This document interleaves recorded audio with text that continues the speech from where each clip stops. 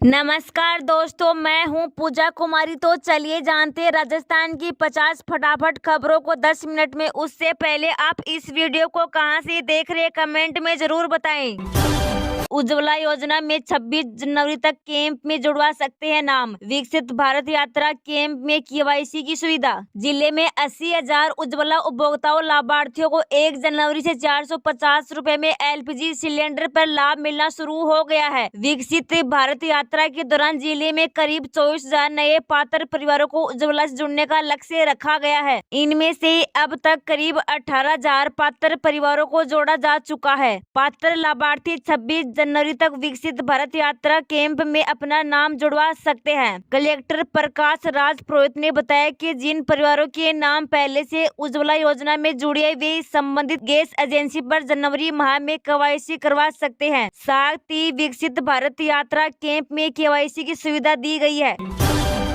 राजस्थान में गृह विभाग के भजनलाल समेत 4 लोग इसके प्रबल दावेदार माने जा रहे, लेकिन रेस में यह 2 नाम सबसे आगे। राजस्थान में कैबिनेट के विस्तार के बाद चयनित मंत्री अपने अपने विभाग के आवंटन का इंतजार कर रहे हैं। वहीं कैबिनेट मंत्रियों में किसे गृह मंत्रालय मिलेगा, इसे लेकर सस्पेंस बना है। हालांकि गृह मंत्रालय के लिए भी लॉबिंग भी हो रही है, लेकिन जिस तरह से कैबिनेट मंत्रियों के नाम का फैसला जिस तरह से दिल्ली से हुआ, वैसे ही विभागों का बंटवारा भी आलाकमान के आदेश से ही होगा। इसके बावजूद सीएम भजनलाल शर्मा समेत 4 लोग इसके प्रबल दावेदार माने जा रहे हैं, लेकिन माना जा रहा है कि राजस्थान में गृह मंत्रालय किसी साफ छवि वाले नेता को सौंपा जाएगा। किसानों को मिलती है कई बेनिफिट, इनकम भी होगी डबल। जानिए पीएम किसान कुसुम स्कीम में कैसे करें आवेदन। किसानों की खेती की सुविधा के लिए सरकार द्वारा कई तरह की योजनाएं चलाई जा रही है। इन स्कीम को पीएम किसान सम्मान निधि योजना और पीएम किसान कुसुम स्कीम आदि कई स्कीम है। यह सभी योजना किसानों को आर्थिक लाभ देने के उद्देश्य से शुरू की गई है। यह सभी योजना किसानों के लिए काफी फायदेमंद रहा है। पीएम कुसुम योजना में किसानों को सोलर पंप लगाने के लिए सरकार द्वारा सब्सिडी दी जाती है। यह सब्सिडी केंद्र सरकार के साथ राज्य सरकार को भी दी जाती है। हर राज्य में सब्सिडी का रेशियो अलग होता है। ऐसे में किसान इस योजना के जरिए कम राशि में सोलर पंप भी लगा सकते हैं और बंजर जमीन में लगातार अच्छी कमाई भी कर सकते हैं।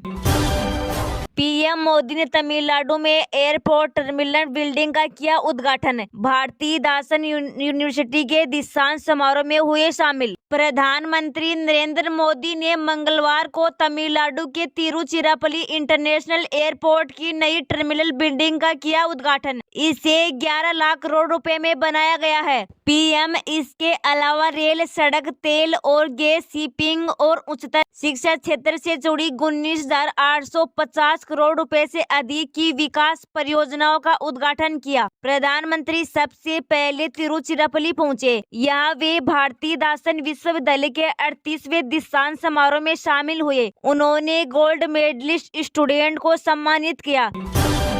राजस्थान के 5 जिलों में शीतलहर, अति घने कोहरे का असर, रात के आसार नहीं। 8 जनवरी तक आ रहा नया विक्षोभ। राजस्थान के कई जिलों में हाड़ कांपने वाली सर्दी का असर दिख रहा है। हालात एशिया की ठंड की वजह से लोगों का जीवन अस्त व्यस्त हो चुका है। वहीं प्रदेश के कई जिलों में सर्दी और कोहरे के लिए चेतावनी जारी किया गया है। इसके साथ ही मौसम विभाग की ओर से किसी तरह की राहत की खबर नहीं आई है। बताया जा रहा है कि 8 जनवरी से एक नया विक्षोभ सक्रिय होने वाला है। मौसम विभाग ने कहा कि आगामी 3-4 दिन और भी ज्यादा घना कोहरा होने की संभावना है। शीतलहर की परिस्थितियां जारी रहेगी, जबकि 8 जनवरी से एक नया पश्चिमी विक्षोभ सक्रिय होने की संभावना है। मौसम विभाग के मुताबिक पिछले 24 घंटों में जयपुर, बीकानेर, अजमेर, भरतपुर, कोटा संभाग के कुछ भागों में घने से अति घना कोहरा दर्ज किया गया है। कोहरे के प्रभाव से अधिकतम तापमान औसत 3 से 8 डिग्री नीचे दर्ज किया गया है,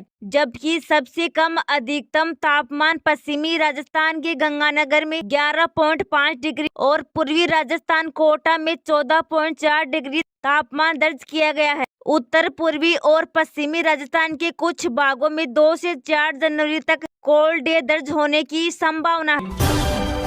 ट्रक ड्राइवर्स की हड़ताल के कारण महंगी हुई सब्जियां। व्यापारी बोली 1-2 दिन में 4 गुना तक बढ़ेंगे दाम। नए हिट एंड रन कानून के विरोध में प्रदेश के ट्रक, डंपर, बस और ऑटो चालकों ने आंदोलन शुरू कर दिया गया। जयपुर में भी इसका असर देखने को मिलने लगा है। जोधपुर में बाहर से आने वाले वाहनों के पहिए थम गए हैं, जिससे अब आमजन में भी थोड़ा से डर देखने को मिलने लगा है। चाहे किराने की बात करें या सब्जी और फल फ्रूट की, लोगों ने स्टॉक करना शुरू कर दिया है, जिसकी वजह से आम दिनों की बजाय भाव भी दुगने हो गए हैं। कल तक जो सब्जी बाजार में 40 रुपए किलो बिकती थी, वह आज 60 से 70 रुपए किलो तक हो गई है।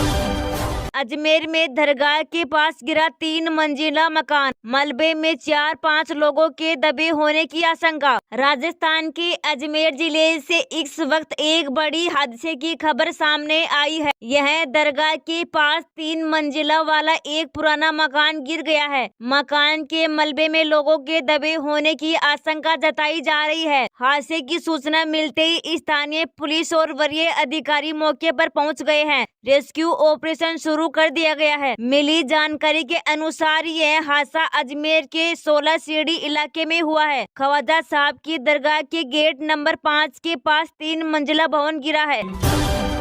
राजस्थान पेपर लीक को लेकर सीएम भजनलाल ने जारी करवा दिया था हेल्पलाइन नंबर। 5 दिन में आई इतनी शिकायतें कि होश उड़ गए। मुख्यमंत्री भजनलाल शर्मा ने पदभार ग्रहण करते ही प्रदेश के मुख्य सचिव और डीजीपी के साथ अहम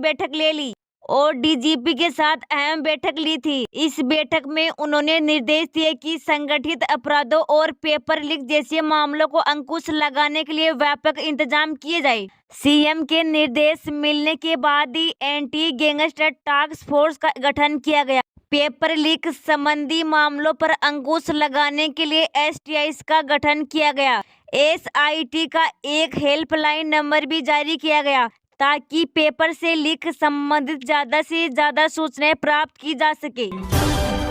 सरकार ने महिला कर्मचारियों की पेंशन को लेकर लिया बड़ा फैसला। वैवाहिक कलह के मामलों में ले सकती है यह निर्णय। केंद्र ने कहा कि एक महिला कर्मचारी अवैवाहिक कलह की स्थिति में अपने पति के बजाय अपने बच्चों को पारिवारिक पेंशन के लिए नामांकित कर सकती है। केंद्रीय सिविल योजना नियम 2021 का नियम 50 सरकारी कर्मचारी या सेवानिवृत्त सरकारी कर्मचारी की मृत्यु के बाद पारिवारिक पेंशन देने की अनुमति देता है। पेंशन और पेंशनभोगी कल्याण विभाग ने अब नियमों में संशोधन किया है और एक महिला कर्मचारी को पारिवारिक पेंशन के लिए अपने पति के बजाय अपने बच्चों को नामांकित करने की अनुमति दे दी है।